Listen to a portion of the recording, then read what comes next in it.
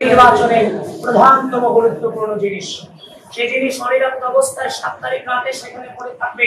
আশা করি সেটা আপনারাও মেনে নেওয়ার মতো পরিস্থিতিতে নেই এবং আমরা সে অভিযোগ নির্বাচনের দিন পেয়েছি এবং যিনি সেদিন তিনিও নির্বাচন করেছিলেন, ছিলেন তার ভোটবার আনতে গিয়ে সারে জমিনে সেখানে তিনি উপস্থিত ছিলেন এবং যিনি সে ছবি তুলেছিলেন, ব্যালট পেপারের ছবি তুলেছিলেন, তিনিও আজকে সন্ধ্যার সময় আমাদের সামনে উপস্থিত আছেন।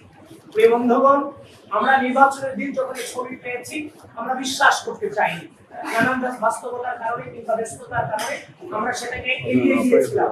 কিন্তু পরক্ষণে যখন দেখতে পেলাম তার নিজ হাতে ছবি তোলা এই যে ব্যালট পেপারের ছবি এবং যে আঙ্গুল দেখছেন সে আঙ্গুল কিন্তু সেই ছেলেটারই আঙ্গুল এবং সেখানে আমরা সেই ফোন থেকে আমরা আইফোনে ছবি তোলা, সেখানে 7 সেপ্টেম্বর 2025 রাত 12:57 AM লেখা আছে।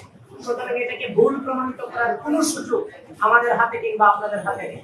সেজন্য এই বিষয়টাতে বিশ্ববিদ্যালয় প্রশাসন কোনোভাবে হালকাভাবে নেওয়ার সুযোগ নেই। বিশ্ববিদ্যালয় প্রশাসনকে এই ব্যাপারে জোরালোভাবে তাদের অবস্থান এই জাতির সামনে এবং বিশ্ববিদ্যালয়ের সামনে তুলে ধরতে হবে।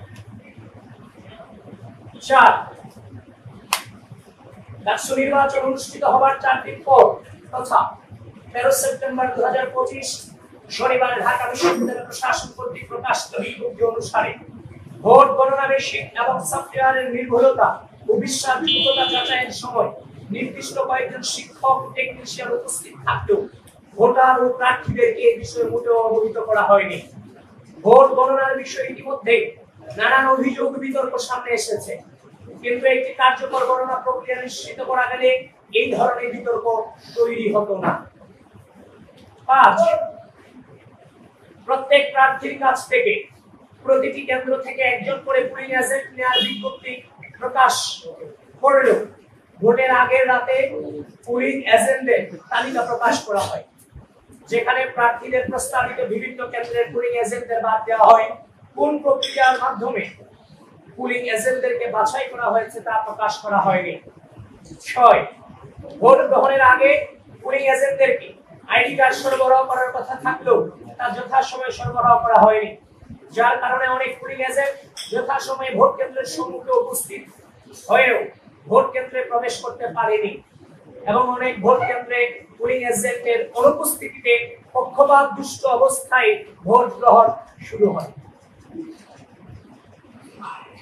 7,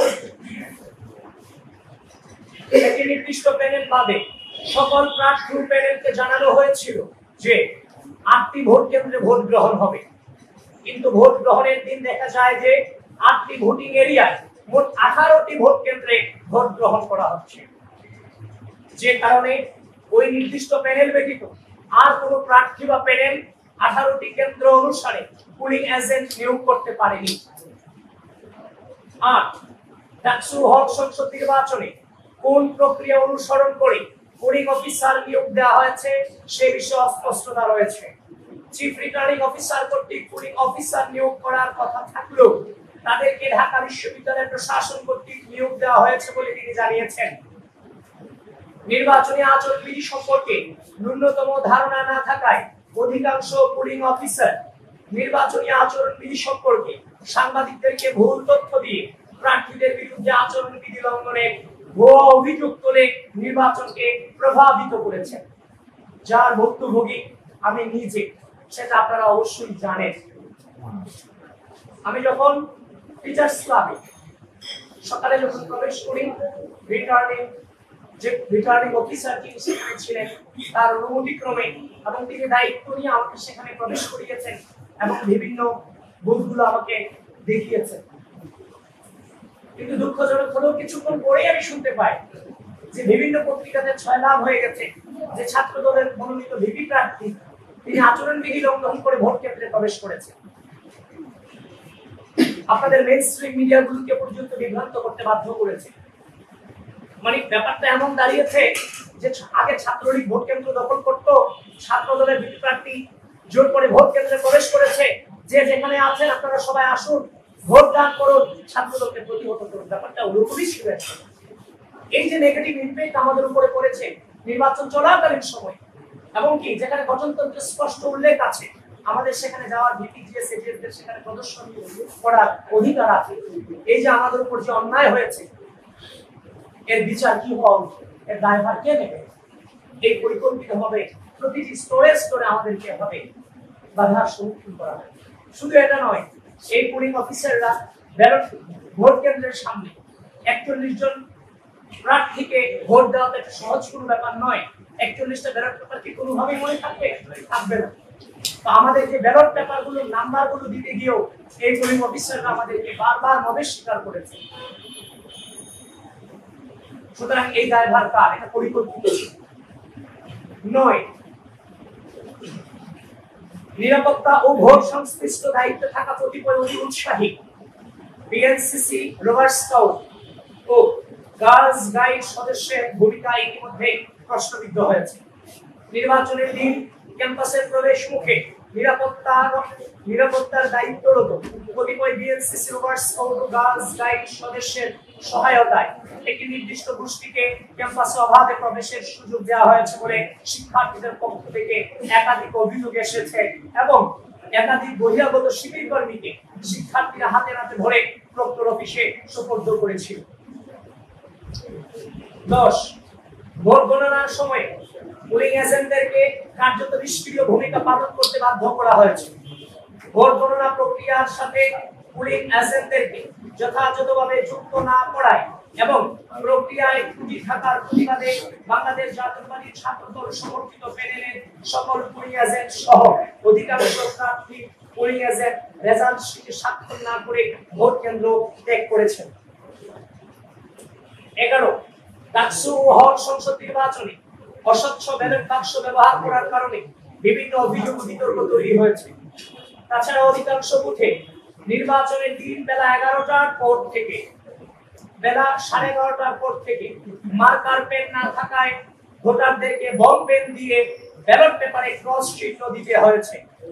বল পেনে ক্রস চিহ্ন দেওয়া ভোটগুলো ওএমআর মেশিন সঠিকভাবে রিড করতে পারেনি বলে অনেক ভোট গণনা করা হয়নি বলে পুলিং এজেন্টরা লক্ষ্য করেছিলেন। একটি নির্দিষ্ট সময়ের পরে ভোটগুলোতে বল পেন ব্যবহার করে পরিকল্পিতভাবে ভোট নষ্ট করার হীন চেষ্টা ছিল কিনা তা নিয়ে অধিকাংশ প্রার্থীর মনে শঙ্কা তৈরি হয়েছে। এছাড়াও ভোটার চিহ্নিত করার জন্য আঙ্গুলে যে মার্কার কালি ব্যবহার করা হয়েছে সেটি অস্থায়ী কালি হওয়ার কারণে একই ব্যক্তি একাধিক ভোট দিয়েছে কিনা সেই বিষয়ে শিক্ষার্থীদের মনে সন্দেহ দেখা দিয়েছে। প্রিয় সাংবাদিক ভাই ও বোনেরা, উল্লেখ আইন ও বিধি অনুসারে উপরোক্ত নিয়ম ও অসঙ্গতি সমূহের বিষয়ে বারবার সংশ্লিষ্ট কর্তৃপক্ষকে অবগত করে সমাধানের অনুরোধ করলেও তারা কোনো কার্যকর পদক্ষেপ নেননি, বরং ইচ্ছাকৃতভাবে কালক্ষেপণ করে চলেছেন, যার ফলে ডাকসু হল সংসদ নির্বাচন 2025 ইতিহাসের পাতায় একটি নেতিবাচক প্রশ্নবিদ্ধ নির্বাচন হিসেবে ঠাঁই পাবার দিকে এগিয়ে যাচ্ছে বলে আমরা মনে করি। গণতান্ত্রিক মূল্যবোধের ধারক বাহক যে সংগঠনের সকল পর্যায়ের নেতা কর্মীদের সুদীর্ঘ সংগ্রাম ও সর্বোচ্চ আত্মত্যাগের উপর ভিত্তি করে বাংলাদেশ গণতান্ত্রিক পুনরুজ্জীবনের দিকে এগিয়ে যাচ্ছে, সেই বাংলাদেশ জাতীয়তাবাদী ছাত্র দলের প্রতিনিধি হিসেবে গণতান্ত্রিক প্রক্রিয়াকে এভাবে ভুলুণ্ঠিত হতে দেখা আমাদের জন্য চরম হতাশাজনক ও কষ্টদায়ক। আমরা তারপরও আশা রাখবো যে ঢাকা বিশ্ববিদ্যালয়ের প্রশাসন গণতান্ত্রিক মূল্যবোধের অন্যতম স্তম্ভ স্বচ্ছতা ও জবাবদিহিতার পথে ফিরে এসে উপরোক্ত নিয়ম এবং অসঙ্গতি সমূহের বিষয়ে যথাযথ তদন্তপূর্বক সকলের সামনে সত্য উন্মোচন করবে।